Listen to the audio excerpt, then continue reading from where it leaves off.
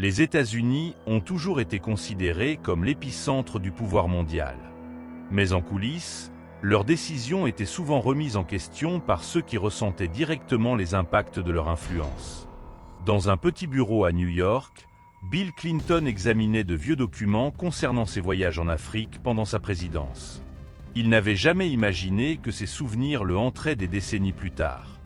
En feuilletant les pages jaunies, il se remémorait les visages des personnes qu'il avait rencontrées, en particulier celles marginalisées par le système international. Le Burkina Faso, un pays africain souvent ignoré par les médias occidentaux, était désormais sous les projecteurs avec l'ascension d'Ibrahim Traoré, un jeune leader charismatique qui défiait ouvertement les puissances occidentales. Son discours enflammé contre l'impérialisme résonnait à travers le continent, inspirant l'espoir chez certains et la peur chez d'autres. Aux États-Unis, les commentateurs politiques le considéraient comme une menace pour l'ordre établi. Mais Clinton voyait autre chose dans les mots de Traoré.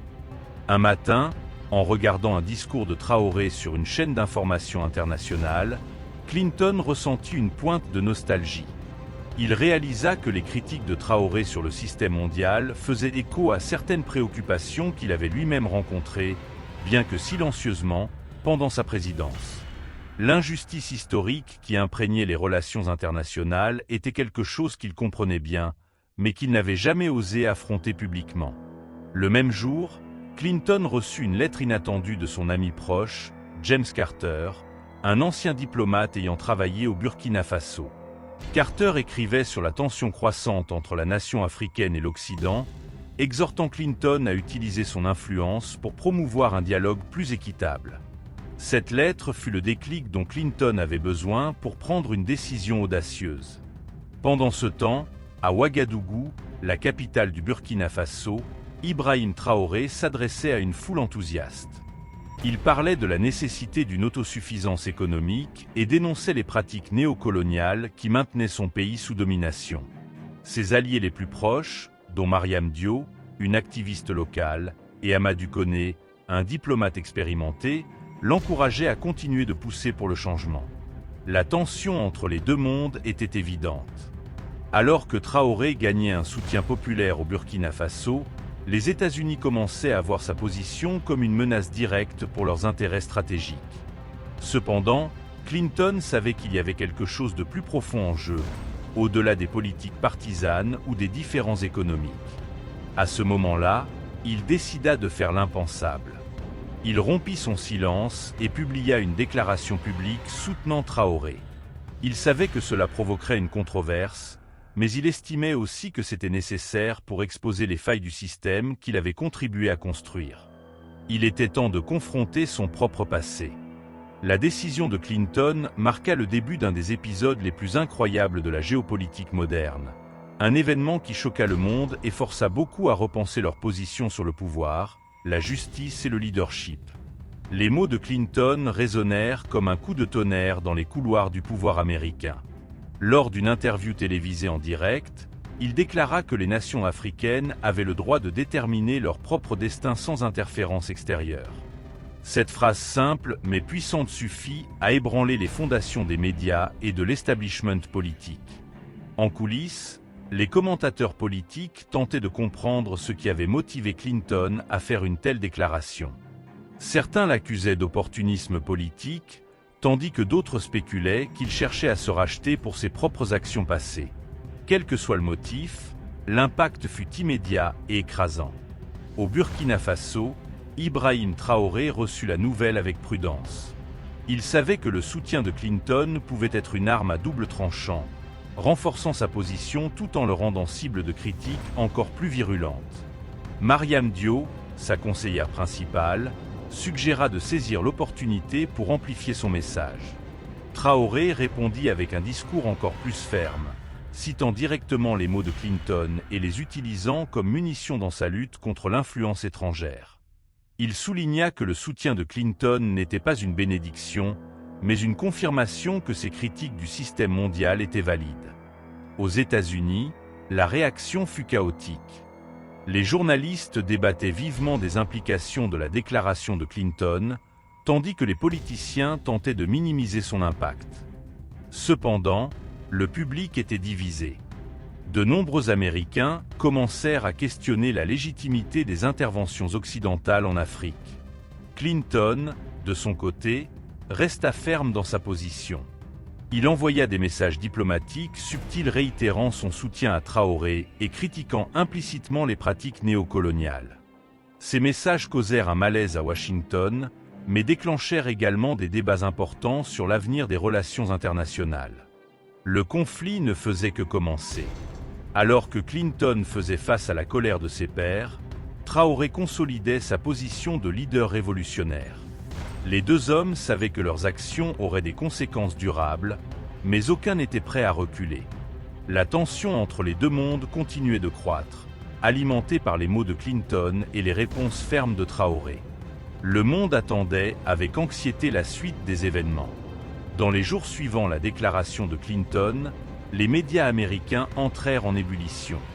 Les grandes chaînes d'information consacrèrent des heures de programmation à débattre des implications des propos de Clinton. Certains présentateurs l'accusèrent de trahison, tandis que d'autres tentaient de contextualiser ces mots dans un cadre plus large.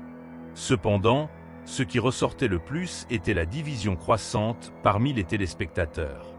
Pendant ce temps, au Burkina Faso, Ibrahim Traoré intensifia sa campagne contre l'impérialisme occidental.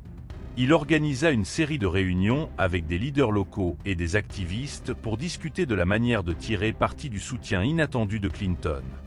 Mariam Diop mit en garde contre les risques de s'aligner avec des figures comme Clinton, mais Traoré était convaincu qu'il pouvait utiliser cette opportunité pour renforcer sa cause. Clinton, de son côté, faisait face à une pression croissante à Washington. Ses anciens alliés commencèrent à questionner ses intentions, et certains suggérèrent même qu'il avait perdu la raison. Néanmoins, il resta ferme dans sa position, envoyant des messages diplomatiques réitérant son engagement pour une nouvelle approche des relations internationales. La tension entre les États-Unis et le Burkina Faso atteignit de nouveaux sommets. Le gouvernement américain commença à faire pression sur Clinton pour qu'il retire ses déclarations, mais il refusa de céder. Dans une interview exclusive, il déclara qu'il était temps de reconnaître les erreurs du passé et de viser un avenir plus équitable. Traoré, de son côté, utilisa les mots de Clinton pour gagner encore plus de soutien international. Il participa à des conférences virtuelles avec des leaders d'autres pays africains, soulignant la nécessité d'une unité contre les pratiques néocoloniales. Amadou Koné, le diplomate expérimenté, aida à organiser ces initiatives, s'assurant que Traoré maintienne sa crédibilité. Cependant, tout le monde n'était pas satisfait de la situation. En coulisses, de puissantes forces commencèrent à conspirer contre les deux leaders. Les agences de renseignement américaines surveillaient de près les mouvements de Traoré, tandis que des groupes d'opposition au Burkina Faso tentaient de le discréditer. Clinton savait qu'il prenait d'énormes risques. Il parlait fréquemment avec James Carter, son ami diplomate, qui le mettait en garde contre les conséquences potentielles de ses actions. Néanmoins, Clinton était déterminé à aller de l'avant, même si cela signifiait mettre sa réputation en jeu. Le conflit était sur le point d'atteindre son apogée. Alors que Clinton faisait face à des pressions internes, Traoré consolidait sa position de leader révolutionnaire. Les deux hommes savaient que la prochaine étape serait décisive pour l'avenir des relations internationales. La crise atteignit son point culminant lors d'une conférence internationale à Genève. Des leaders du monde entier se réunirent pour discuter du rôle des puissances occidentales en Afrique. Bien que non officiellement invité, Clinton envoya une lettre ouverte au secrétaire général de la conférence, réitérant son soutien à Traoré et critiquant les politiques néocoloniales. Traoré, présent à la conférence, saisit l'opportunité pour prononcer un discours puissant. Il cita des extraits de la lettre de Clinton et souligna que l'Occident devait changer son approche pour éviter une rupture encore plus grande. Son discours fut applaudi par beaucoup, mais déclencha également des réactions négatives de la part des pays alliés des États-Unis. Aux États-Unis, la pression sur Clinton augmenta de manière exponentielle. Des membres du Congrès exigèrent qu'il s'explique publiquement, tandis que des journalistes enquêtaient sur ses liens avec Traoré. Malgré cela, Clinton maintint sa position, arguant que ses paroles étaient basées sur des principes moraux et non sur des intérêts personnels. Mariam Diop, la conseillère de Traoré, réalisa que le soutien de Clinton pouvait être utilisé comme une arme politique. Elle suggéra que Traoré profite du moment pour proposer un agenda concret de changement. Ensemble, ils rédigèrent une liste de demandes, incluant la réduction de la dette africaine et la fin des interventions militaires occidentales sur le continent. Les médias américains étaient en ébullition.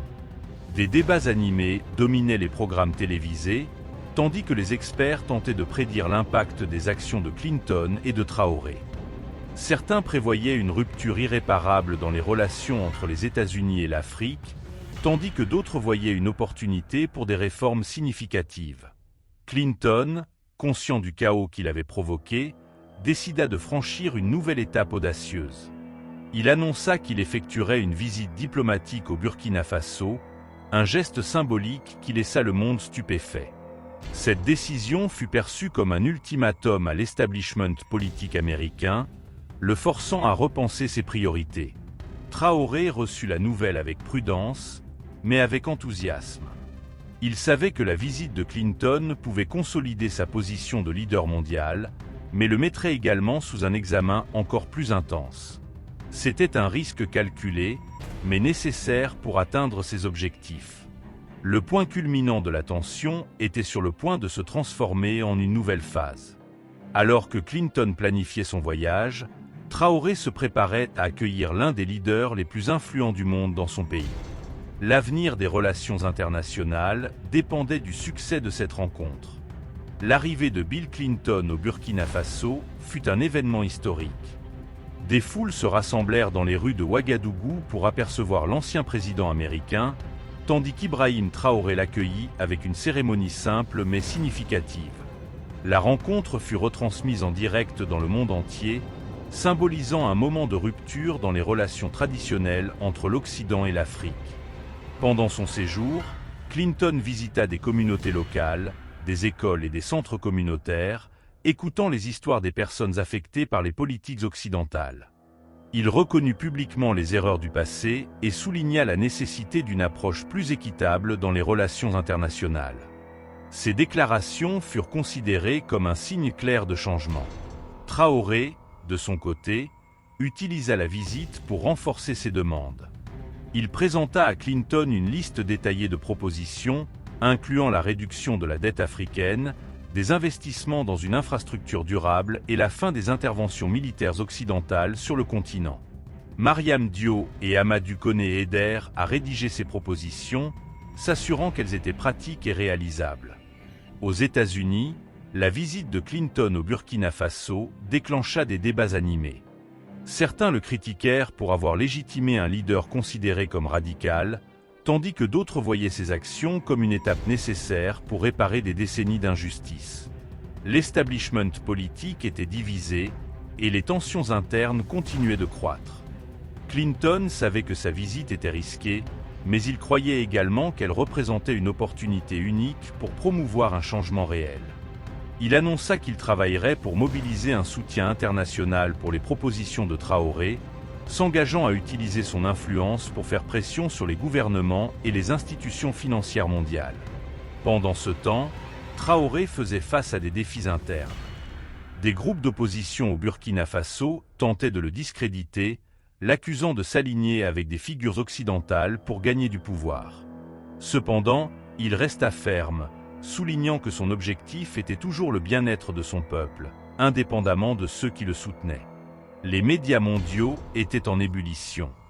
Les débats sans fin portaient sur la question de savoir si la rencontre entre Clinton et Traoré représentait le début d'une nouvelle ère dans les relations internationales ou simplement un geste symbolique sans impact réel. Quoi qu'il en soit, l'événement avait déjà laissé des marques profondes sur le paysage politique mondial. À la fin de sa visite, Clinton et Traoré publièrent une déclaration conjointe s'engageant à travailler ensemble pour un avenir plus équitable et équilibré. C'était un signe clair que les deux étaient prêts à affronter les conséquences de leurs actions, même si cela signifiait défier le statu quo. De retour aux États-Unis, Clinton fit face à de vives critiques pour sa visite au Burkina Faso. Des membres du Congrès exigèrent des explications, tandis que des journalistes enquêtaient sur d'éventuels conflits d'intérêts. Néanmoins, il resta ferme dans sa position, arguant qu'il était temps de reconnaître les erreurs du passé et de chercher des solutions concrètes. Au Burkina Faso, Traoré consolida sa position de leader révolutionnaire. Les propositions présentées lors de la visite de Clinton commencèrent à gagner un soutien international, avec certains pays et organisations s'engageant à collaborer à leur mise en œuvre. Mariam Diop et Amadou Koné continuèrent de travailler en coulisses, s'assurant que les idées de Traoré se traduisaient en actions concrètes. Les médias mondiaux commencèrent à changer leur discours sur Traoré. Autrefois considéré comme un radical, il était désormais dépeint comme un visionnaire cherchant la justice pour son pays et le continent africain. Cette nouvelle perspective renforça encore sa position sur la scène internationale. Clinton, quant à lui, devint une figure controversée mais aussi respectée. Son courage à défier l'establishment politique américain inspira des gens à travers le monde à questionner les structures de pouvoir existantes. Il continua de défendre ses idées, participant à des conférences, écrivant des articles sur la nécessité de réformes mondiales.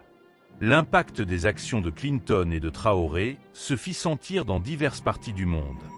Les pays africains commencèrent à s'unir pour pousser à des changements dans les relations internationales, tandis que des mouvements sociaux dans d'autres régions s'inspirèrent de l'exemple du Burkina Faso pour leur propre lutte. Cependant, tout ne se passa pas sans heurts. L'establishment politique et économique résista au changement, créant des obstacles à la mise en œuvre des propositions de Traoré. Malgré cela, l'héritage de la rencontre entre Clinton et Traoré perdura, servant de rappel qu'il est possible de défier le statu quo. En réfléchissant aux événements, Clinton réalisa que sa décision de soutenir Traoré avait été plus qu'un choix politique. C'était une leçon sur l'importance de reconnaître les erreurs du passé et de s'efforcer pour un avenir meilleur. Il savait qu'il restait beaucoup à faire, mais il était convaincu que le chemin avait été tracé. Enfin, dans une lettre envoyée à Traoré des mois plus tard, Clinton écrivit « Le vrai pouvoir ne réside pas dans le maintien du contrôle, mais dans son lâcher-prise pour construire quelque chose de plus grand. » Ces mots résonnèrent à travers le monde, rappelant à tous que le changement commence par le courage d'affronter l'inconnu.